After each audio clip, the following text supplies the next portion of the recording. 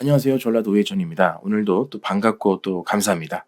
어제 공수처 인근에서 분신 시도를 하신 50대 분이 계셨습니다. 이재명은 왜 체포를 안 하고 윤석열 대통령은 왜 체포를 하냐? 억울한 사연을 말씀을 하셨습니다. 윤석열 대통령 체포 이후에 공수처가 있는 경기 과천시 정부 과천청사 부근에서 분신한 남성이 앞서 용산구 한남동 관저 인근에서도 분신을 한번 시도했던 것으로 확인은 됐습니다.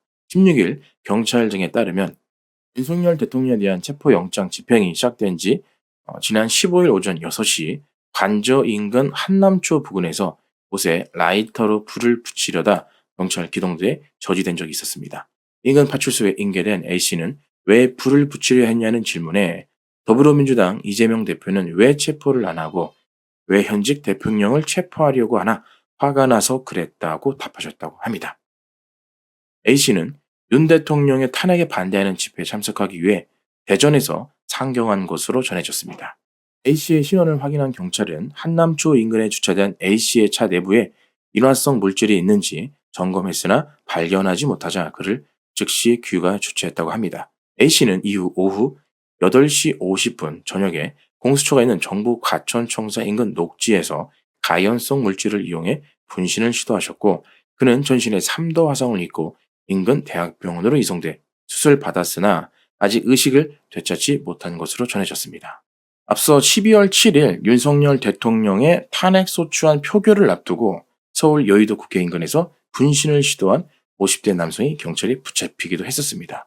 경기 시흥경찰서에 따르면 이날 오전 10시 50분 A씨가 112에 전화를 걸어 국회 부근에서 분신하겠다고 신고를 했습니다. 그는 폭거와 불의에 항거하기 위한 것이라며 취지를 전했습니다. 신고를 접수한 시흥경찰서는 서울경찰에 공조를 요청하고 A씨를 추적했습니다. A씨는 약 1시간 30분 만인 낮 12시 20분쯤 여의도 국회 인근에서 여의도 지구대 경찰관들에게 붙잡혔습니다. 당시 A씨는 몸에 신호를 뿌리고 분신을 시도한 것으로 파악됐습니다. 경찰 관계자는 A씨를 검거한 서울경찰이 A씨에 대해 응급 입원 조치하기로 했다고 설명했습니다. 앞서 이분과 이분이 같은 분인지는 잘 모르겠지만 참으로 안타까운 소식이 아닐 수 없습니다. 12월 3일 비상계엄으로 더욱 서로 간에 증폭된 이런 혐오 정치, 증오 정치, 누군가를 악마화하는 이런 사회로 이끌고 있는 대한민국의 미래가 암울합니다. 좌파 지정에서 무리하게 헌정사상 최초로 현직 대통령을 체포하고 수사관에 의해 체포영장이 집행되고 조사를 받고 있으며 구치소에 하룻밤을 묵게 되는 초유의 사태가 발생했기 때문에 지금 양측 진영이 매우 흥분한 상태입니다.